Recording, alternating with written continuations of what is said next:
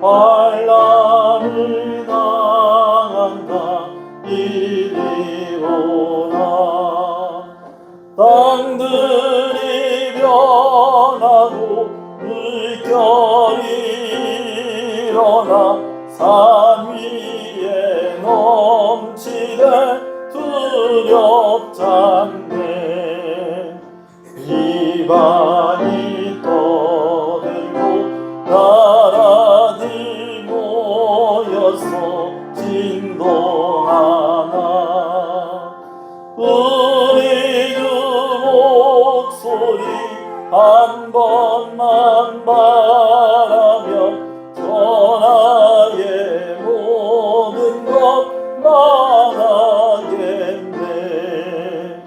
만유주 하나님 우리를 도우니 피난처요.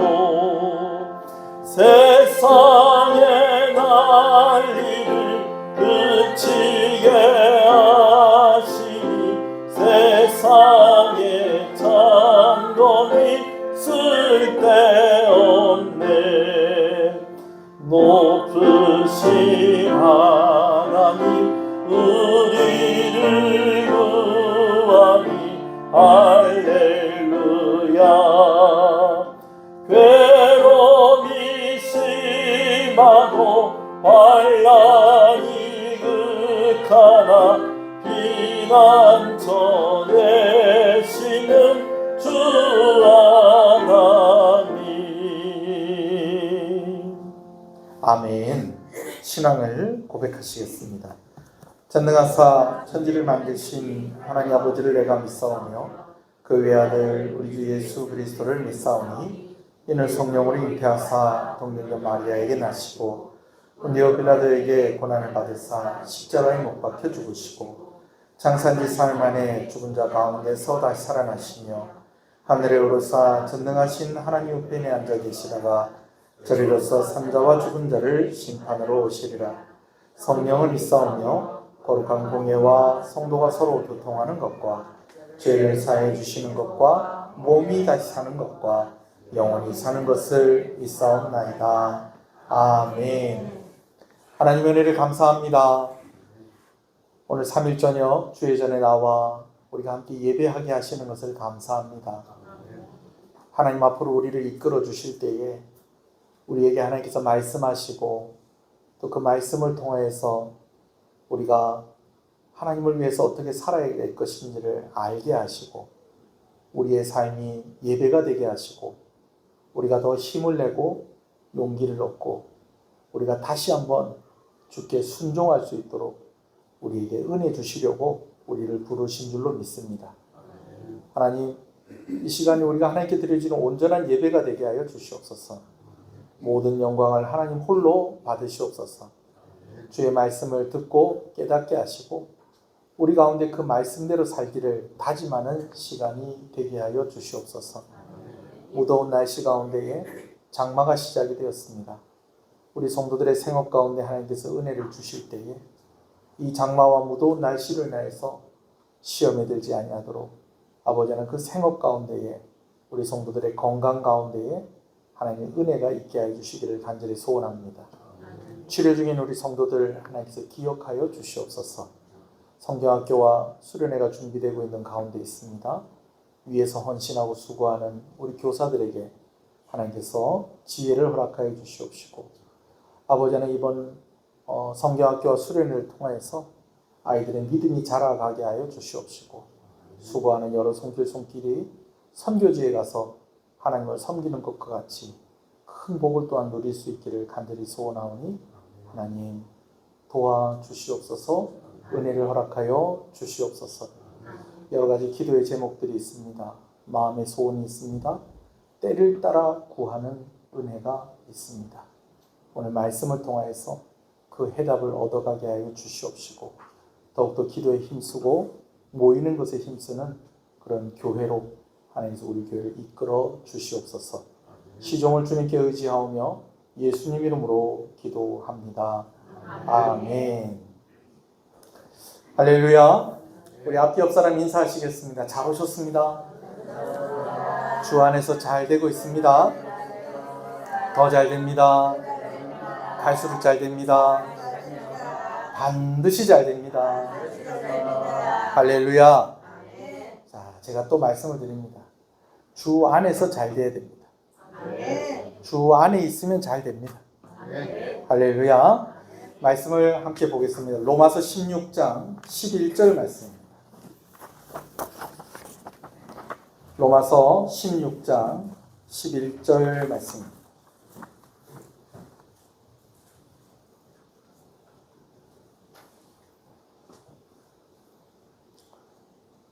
로마서 16장 11절 한 절만 우리가 함께 읽겠습니다. 말씀 함께 읽습니다. 내 친척 헤로디온에게 문안하라. 나기수의 가족 중 주 안에 있는 자들에게 문안하라. 아멘. 문안 인사로 마무리되고 있는 로마서 말씀을 우리가 이제 계속해서 보고 있습니다.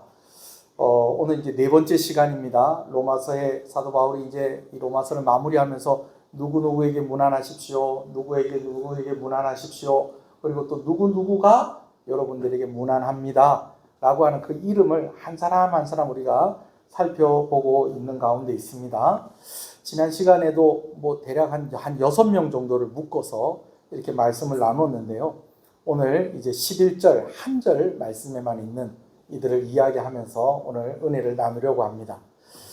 먼저 살펴보려고 하는 이름은 헤로디온입니다. 우리 같이 한번 따라해 볼까요? 헤로디온. 여러분 뭔가 이 헤로디온 하니까 남자 같습니까? 여자 같습니까? 여러분 생각에 헤로디온 남자 같아요? 여자 같아요? 네, 왠지 여자 같기도 하고 또 왠지 또 남자 같기도 하고 그렇습니다. 남자인지 여자인지 저도 잘 모르겠습니다. 어디 가서 확인해 봐야 되겠다. 천국 가서 알아봐야 되겠다. 여러분 헤로디온이 남자인지 여자인지도 잘 모르겠다 하는 정도 같으면은 성경에 이렇게 이름이 언급되었을 뿐이지 이 헤로디온에 대한 정보가 따로 없다고 보시는 것도 그냥 맞습니다.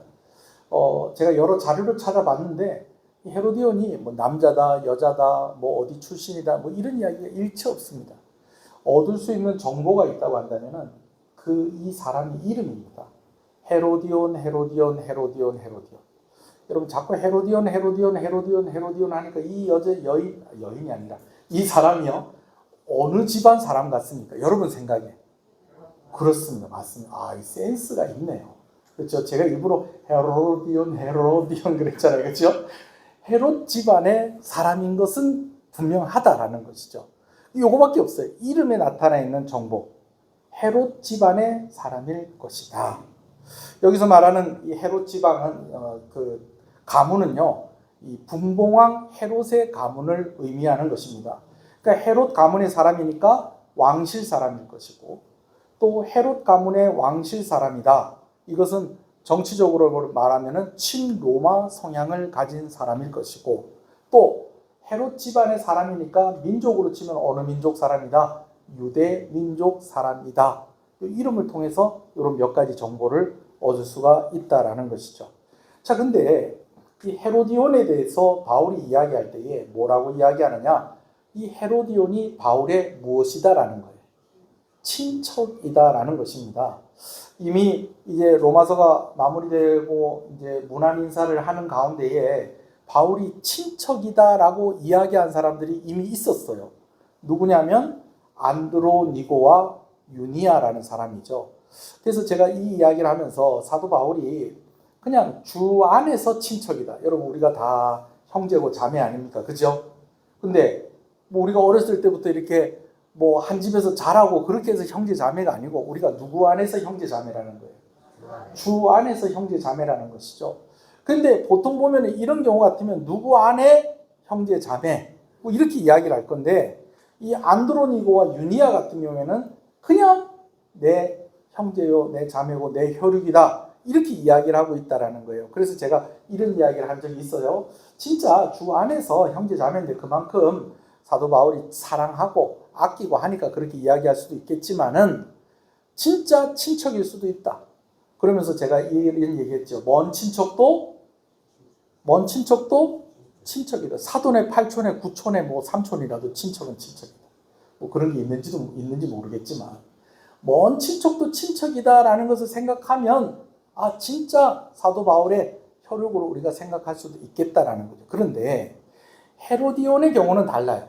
왜냐하면 이 헤로디온의 이름 자체가 이게 어느 가문의 사람이라는 겁니다. 헤롯 가문의 사람이라는 거예요. 헤롯 집안의 사람이라는 거예요. 그러니까 바울의 진짜 친척은 아니라는 거예요. 그러나 사도 바울의 친척이라고 할 때는 우리가 아까도 얘기했듯이 주 안에서 형제요, 자매요 라는 의미에서 친척이라고 했을 수도 있고, 또 한 가지 의미는 동포라는 의미, 나와 동향의 사람이다, 같은 고향 사람이다 라고 하는 그런 의미에서. 그래서 뭐 우리가 좀 옛날에 유행하는 말 중에 뭐 우리가 남이가 뭐 이런 말도 있고 그랬었잖아요. 그게 그렇게 좋은 의미의 말은 아니었는데요. 같은 고향 사람, 같은 유대인, 같은 민족, 누가 헤로디온이 나에게 이런 사람이다, 그런 의미일 수도 있다라는 것입니다. 자, 이 부분에 있어서는 제가 조금 이따가 또 나누게 될 거고요. 두 번째로 언급되어지는 사람들이 어떤 사람들이냐?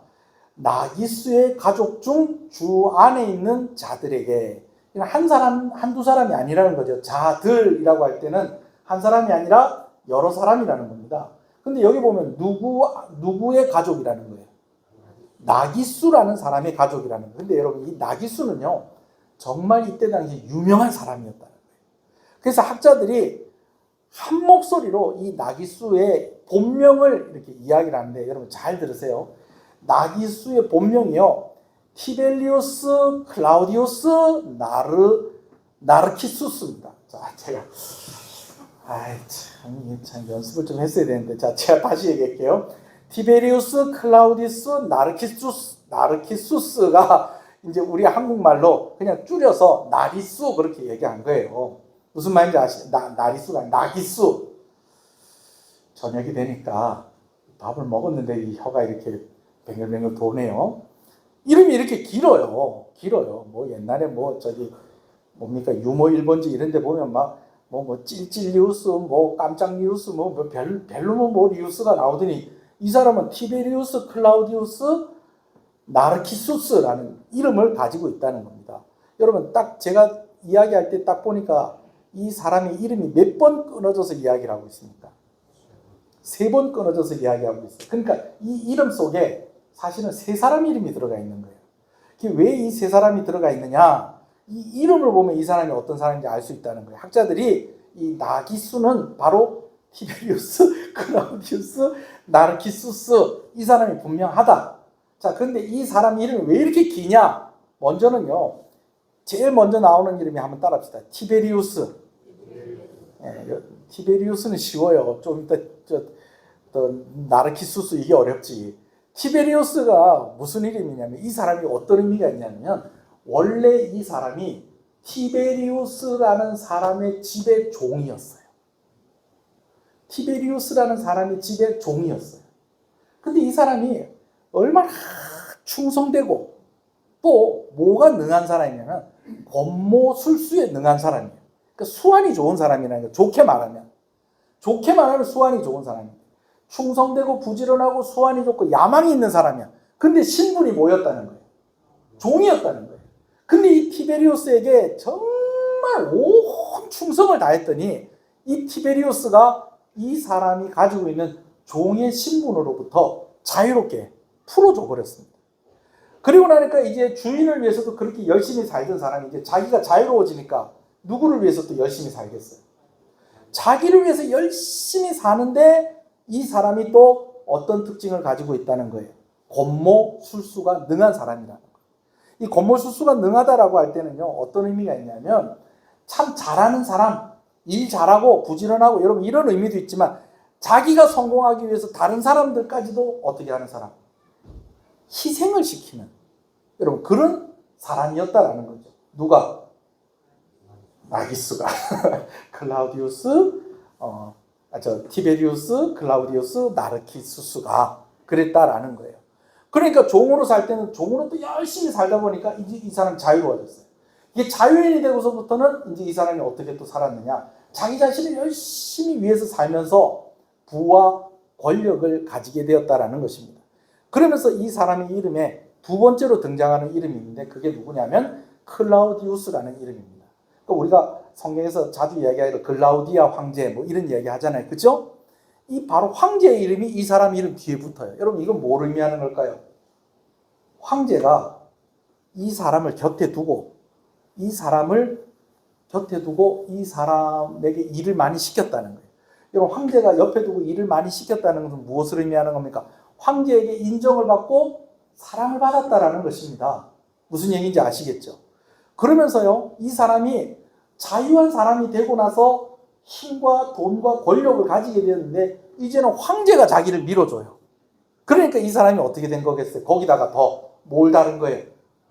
날개를 다른 거예요. 그러니까 나를 자유롭게 해준 사람이 고마우니까 이름에다가 맨 처음에는 티베리우스를 붙이고, 그리고 이 황제가 나를 인정해 주니까 황제 이름을 그 다음에 붙이고 그 다음에 자기 이름을 붙이다 보니까 이름이 티베리우스, 클라우디우스, 나르키수스 이렇게 길어진 겁니다. 무슨 얘기인지 아시겠습니까? 자, 근데 제가 이렇게 이야기한 것에 있어서 여러분들이 한 가지 기억을 해둘 게 있어요. 이 사람이 무엇에 능한 사람이었다? 권모술수에 능한 사람이었다. 이 권모술수에 능하다라고 하는 것은 내가 성공하기 위해서 다른 사람을 어떻게 한다? 희생을 시킨다는 거예요. 때로는 죽이는 일까지도 서슴지 않는다는 것입니다. 그래서 옛날에 우리가 대하 드라마, 특히 사극 같은 거 보면 뭐 다른 드라마도 그렇지만 자기가 성공하고 자기가 높은 자리에 올라가기 위해서 어떻게 합니까? 자기의 정적이 되거나 반대편에 있는 사람들 막 누명 씌워서 죽이고 막 여러분 이렇게 막 하잖아요. 그죠?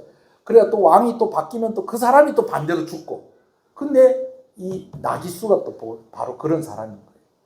이 황제가 글라우디우스 황제 때에는 뭐 정말 날개를 달고요. 정말 뭐 누구 부러울 것 없이 힘과 권력과 부를 가졌던 사람인데요.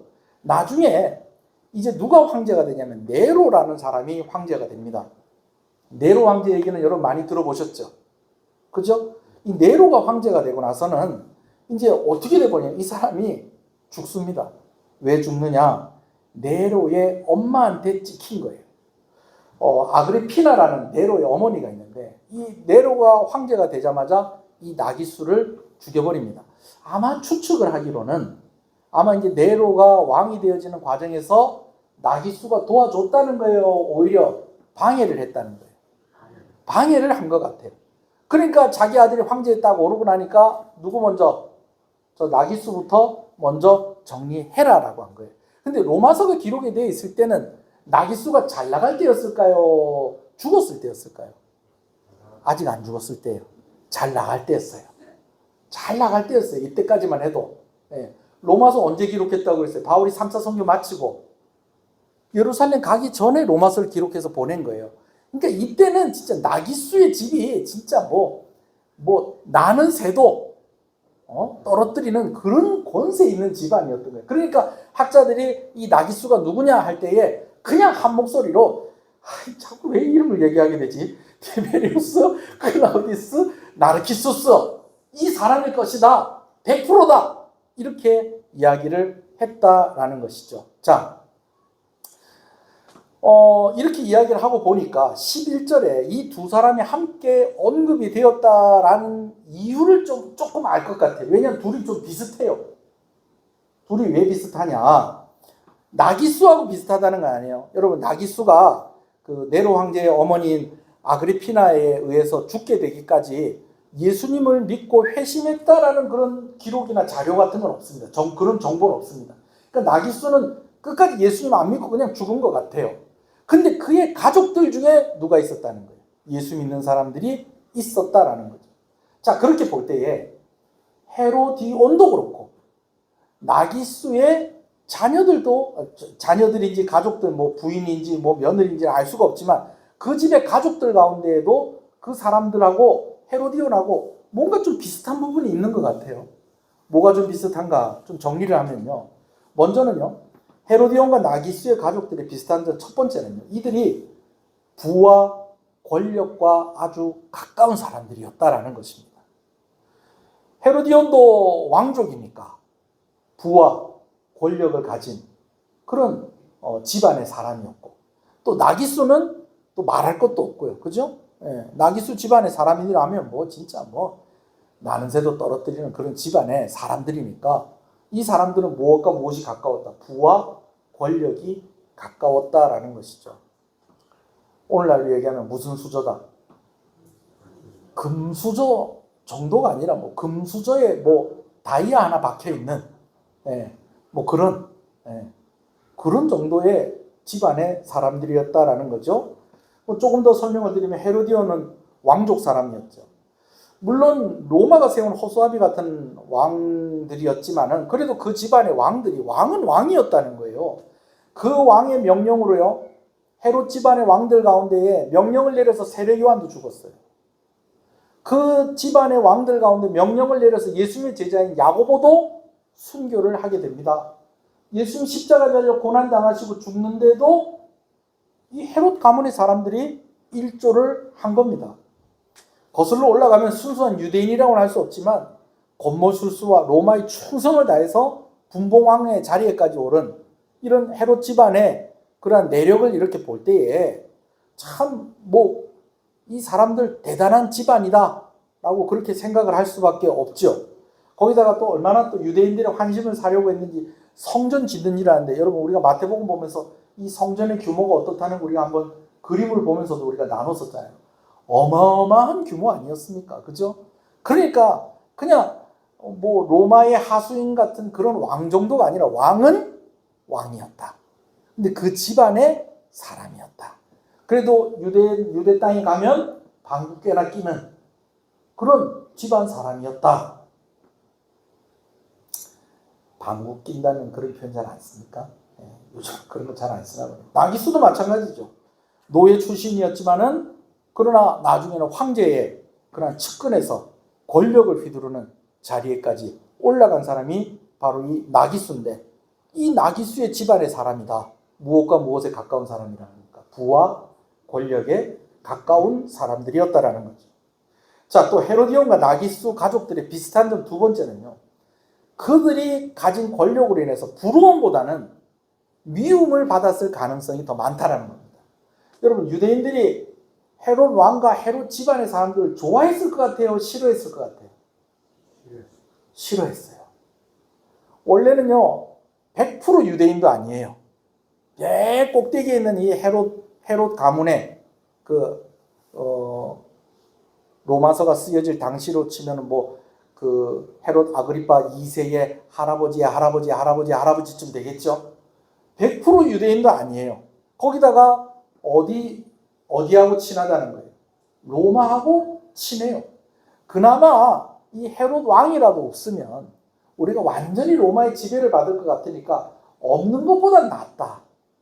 그리고 또 무엇도 지어주니까 성전도 지어주고 뭐 이렇게 하니까 그래 뭐 계속 왕 해먹어라 이렇게 하는지는 모르겠지만 늘 불만을 가지고 있고 아쉬워하고 뭐 헤롯 집안의 사람이다 그러면 아이고 앞에서는 아이고 헤롯 집안의 사람이십니까 이렇게 하는지 모르겠지만 뒤에서는 너 오래 안 간다.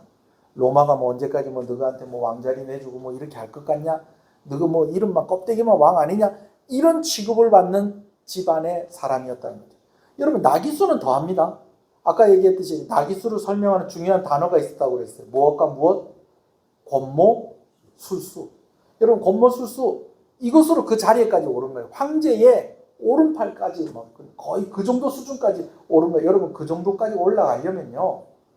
여러분 이 정치라는 이 세계가요. 그 정도까지 오르려면요. 몇 사람 죽이고 올라가야 되는 거예요. 거기다가 그러면 그 정도까지 올라갔다.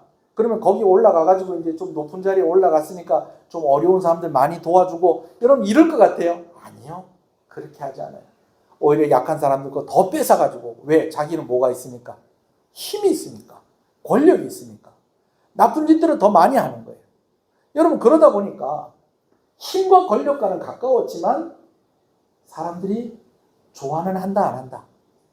좋아하지는 않는 그런 이 비슷한 부분들이 바로 이 헤로디온과 나기수의 가족들에게 있었다라는 것입니다. 여러분 이런 배경을 가지고 있다 보니까 참 이 사람들이 어떻게 예수 믿게 됐을까?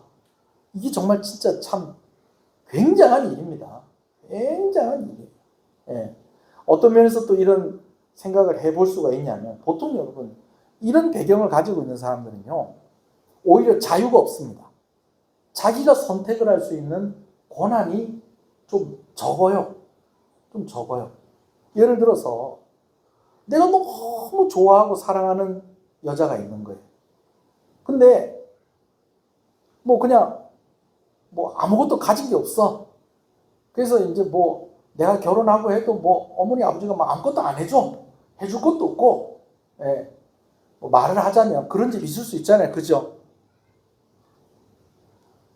안 그런가요? 그런 집 있을 수 있잖아요. 예?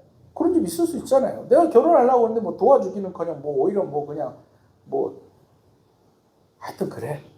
그런 거 같으면은 어머니 아버지가 야 내가 니한테 해줄 건 없는데 내가 반대는 안 할게. 여러분 이렇게 되는 거예요. 그죠?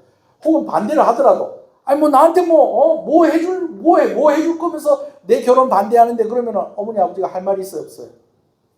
할 말이 없지. 할 말이 없죠. 근데 반대로 뭐 그냥 뭐 맨날 입고 다니는 게 요즘 드라마 보니까 그렇더라고. 뭐 신발이 막 몇백만 원 하고 저희 양복 마이 하나가 뭐 몇천만 원 하고.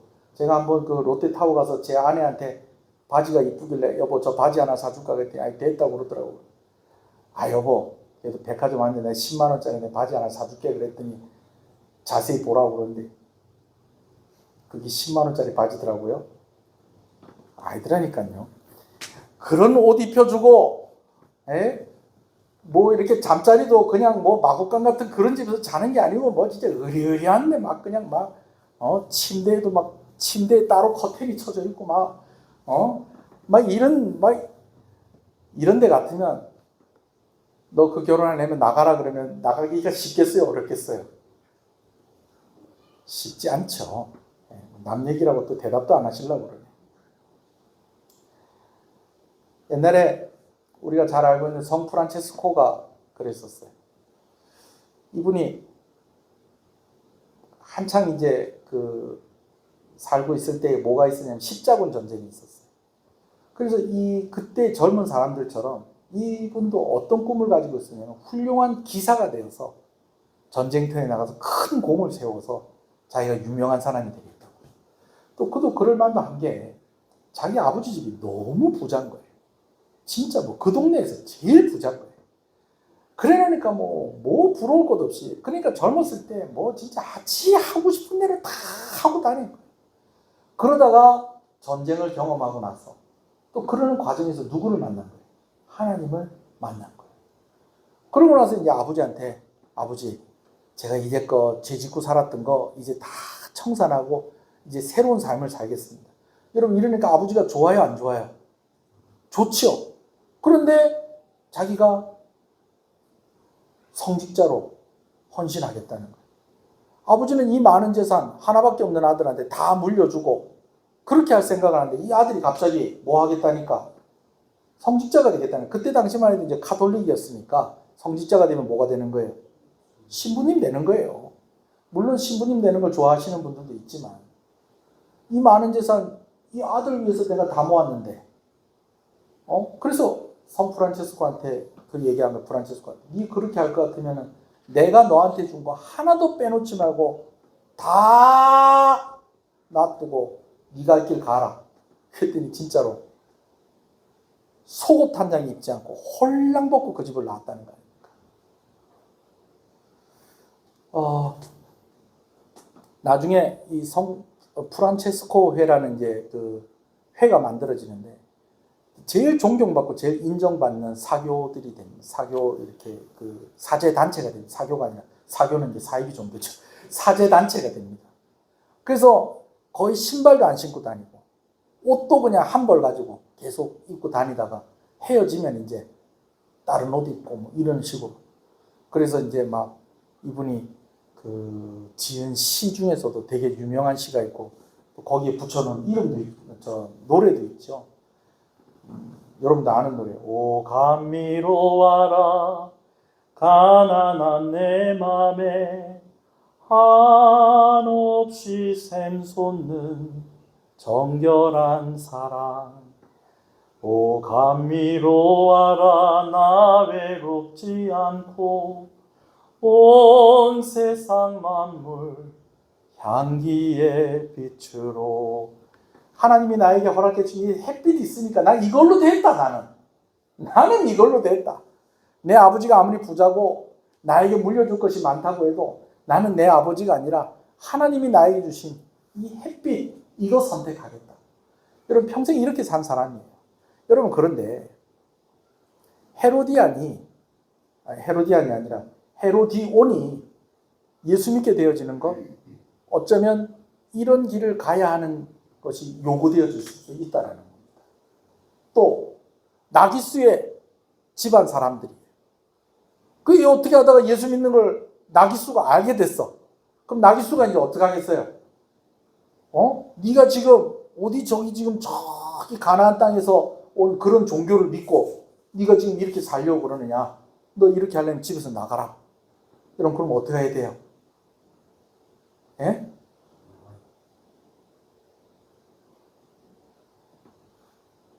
부모님 잘 설득하고 전도해가지고 집에도 안 나가고 예수도 믿고 하면 참 좋겠지만 둘 중에 하나 선택하면 어떻게 해야 돼요? 홀딱 벗고 나가야지 뭐. 이런 사람들이 예수 믿게 된 것 참 이것도 참 대단하다라는 것입니다. 할렐루야.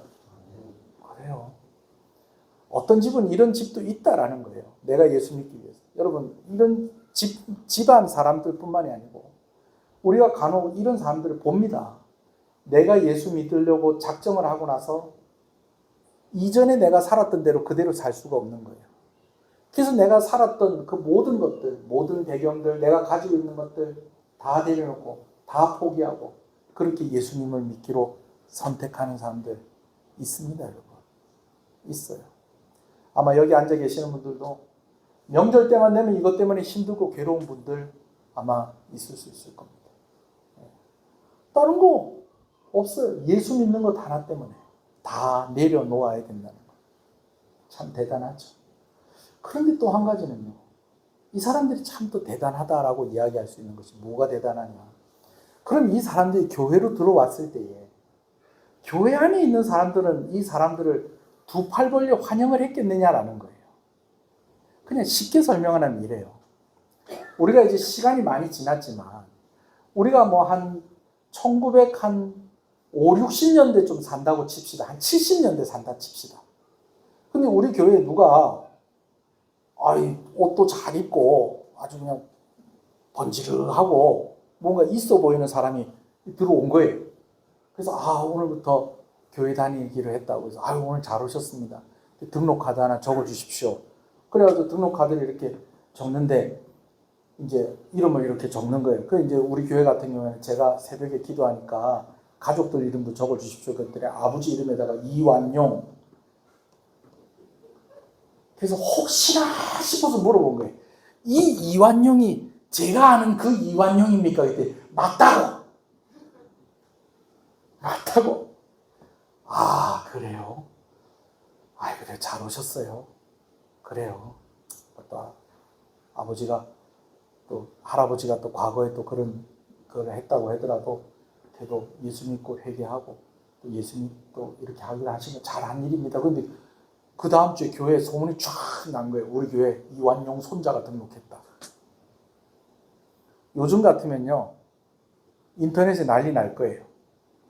인터넷으로 얼마 전에도 누구 아들이 신학교 간다고 하니까는 네가 어디 신학교를 가서 목사가 되려고 그러느냐. 그러면서 막 얘기가 막 있고 그랬지 않습니까? 오해하실까봐 누구라고는 얘기 안 하겠어요.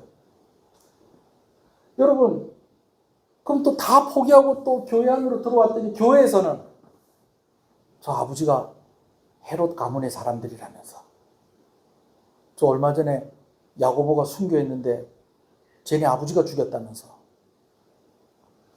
저 할아버지가 세례 요한 죽인 사람이라면서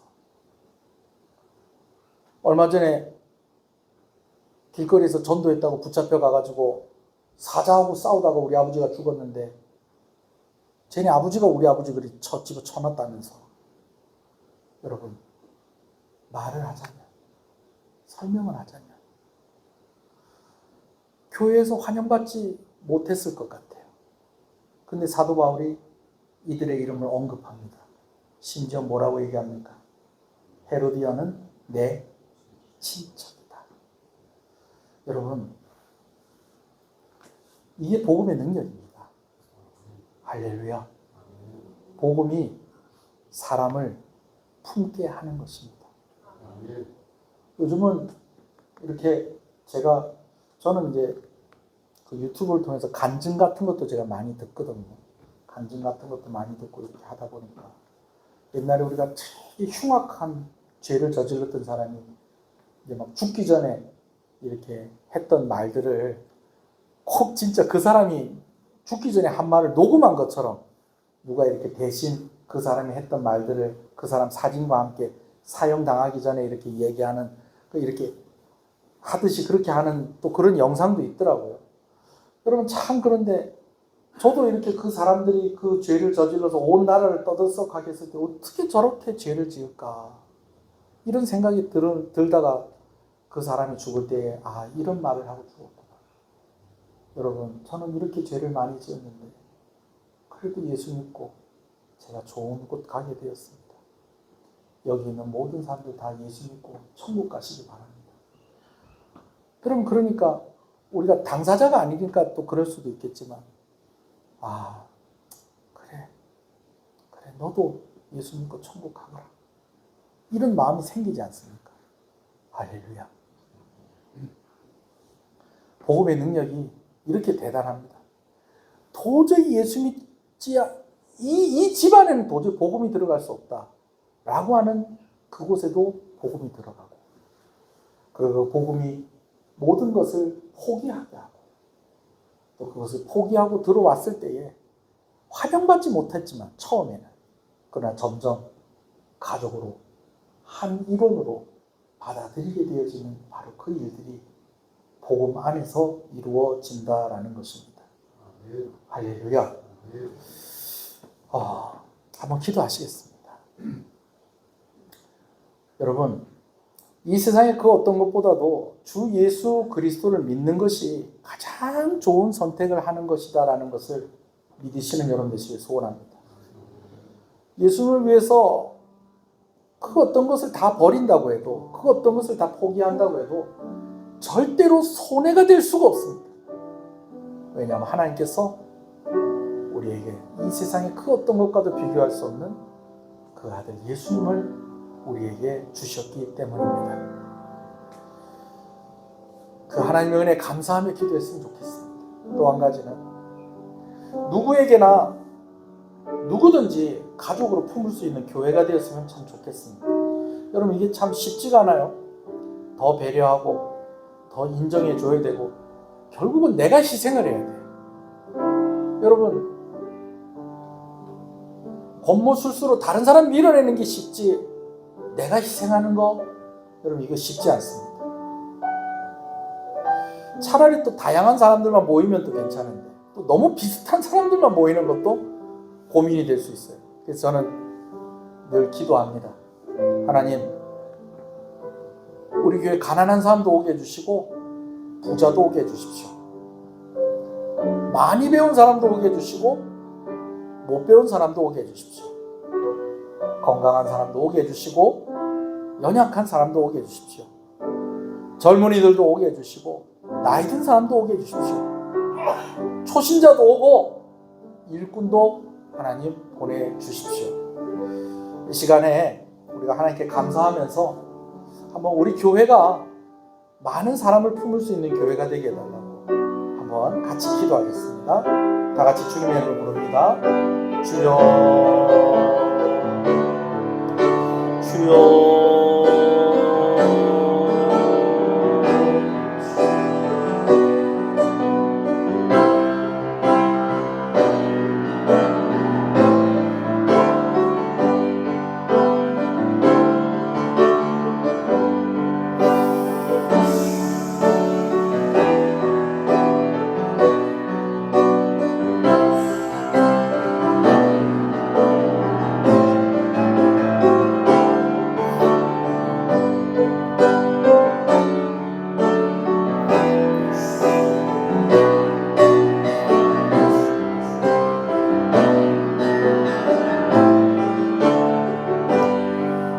거룩하신 하나님 아버지, 이 세상에서 제일 큰 기적은 우리가 예수 믿게 됐다는 것입니다. 헤로디온이 얼마나 예수 믿기 어려운 그런 배경을 가지고 있었습니까? 나기수의 집안의 사람들도 마찬가지입니다. 그런데 가만히 생각해 보면 그들이 예수 믿은 것보다 내가 예수 믿게 된 것이 더 큰 기적입니다. 이 은혜를 우리에게 주셔서 감사합니다. 이 세상에 그 어떤 것들을 희생하고 포기한다고 해도 절대로 예수 믿는 것이 손해가 되지 않는 것은 바로 예수님 자신을 우리에게 내어주셨기 때문입니다. 그러하다면 오늘 우리도 우리 자신을 온전히 다 내어놓지 못하더라도 지금보다 조금 더 넓은 마음으로, 조금 더 관대함으로, 좀 더 사랑하는 그런 마음으로 더 많은 사람들을 품을 수 있기를 간절히 소원합니다. 가난한 사람도 부자도, 많이 배운 사람도 못 배운 사람도, 건강한 사람도 연약한 사람도, 젊은이들도 나이 든 분들도, 초신자들도 일꾼도 다 필요합니다. 이런 이들을 보내어 주시고 또 이런 이들을 품을 수 있는 그런 교회와 성도가 되게 하여 주시옵소서. 오늘도 이 저녁에 피곤함을 뒤로하고 또 이렇게 주의 전에 나와서 예배하는 귀한 발걸음들을 복되게 하시고 하나님이 주시는 은혜를 사모하며 나왔사오니 아버지 하나님 삶 가운데에 충만한 은혜 허락하여 주시길 소원합니다. 이번 주간에 특별히 말일이 있는 주간인데 사업하는 성도들 또 성도들의 직장 가운데에 물질의 흐름이 막힘이 없게 하여 주시고 잘 마감할 수 있게 해주시고 잘 되는 은혜를 또한 허락하여 주시옵소서. 다시 한번 기도하오니 치료 중에 있는 우리 성도들 또 자라는 우리 자녀들 하나님께서 은혜를 주시옵소서. 오늘 예배에 참석한 모든 아기로부터 노년에 이르기까지 주님의 이름으로 축복합니다. 예수님 이름으로 기도합니다. 아멘. 지금은 우리 주 예수 그리스도의 은혜와 하나님 아버지의 사랑하심과 성령님의 감화감동, 위로, 교통, 충만하시는 역사가 이제부터 영원토록 함께 있을지어다. 아멘.